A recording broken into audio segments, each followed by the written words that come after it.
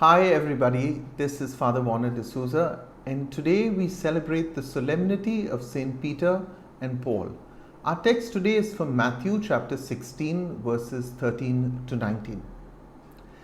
The confession of Peter, "You are the Messiah, the Son of the living God," seems all too easy an answer given the question, if asked today, to you and me. But did Peter fully fathom what he answered?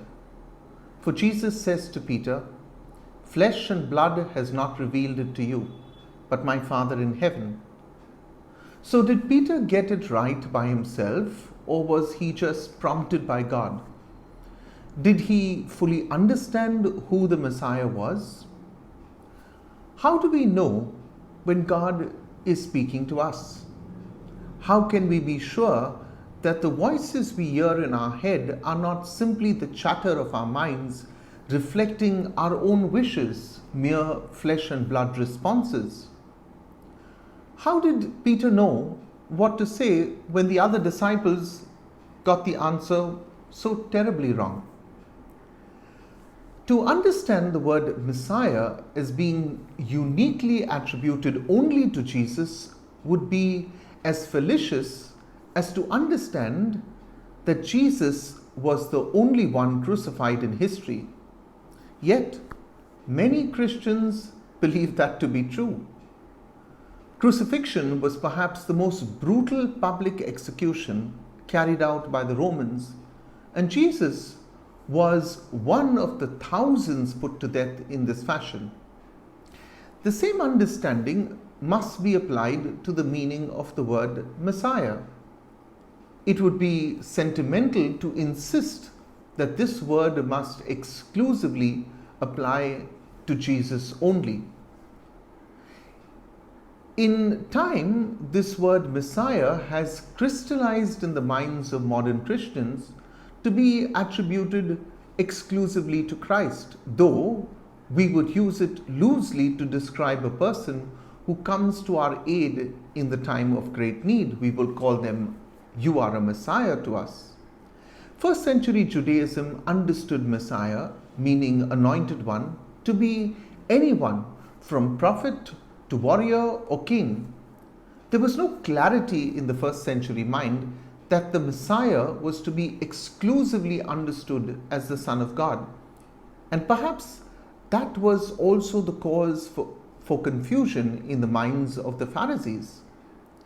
Perhaps for the Jews, the Messiah was to be another judge or someone like King David.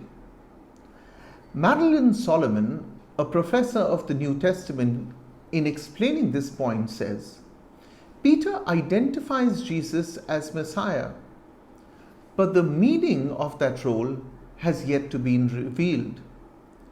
It is one thing to perceive a messianic vocation. It is quite another matter to know precisely how the vocation will evolve, since that vocation is lived out in human history.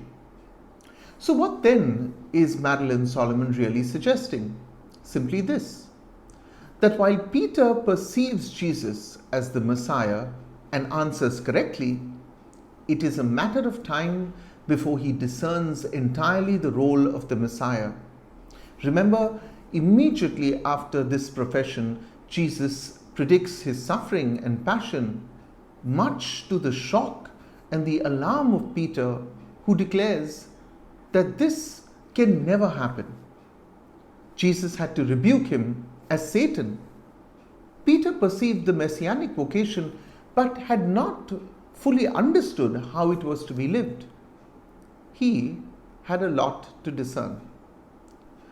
For us too, my dear friends, who profess Jesus as Christ and perhaps as an unreflected creedal formula, may not fully understand the words we say. For us too, Jesus may end up being some wonder-working itinerant preacher who did good. This is perhaps the collateral damage of being born a Christian by convention. It is only in personal prayer before the Lord, through personal discernment, that we see him for who he really is, the Son of God. then conviction sets in.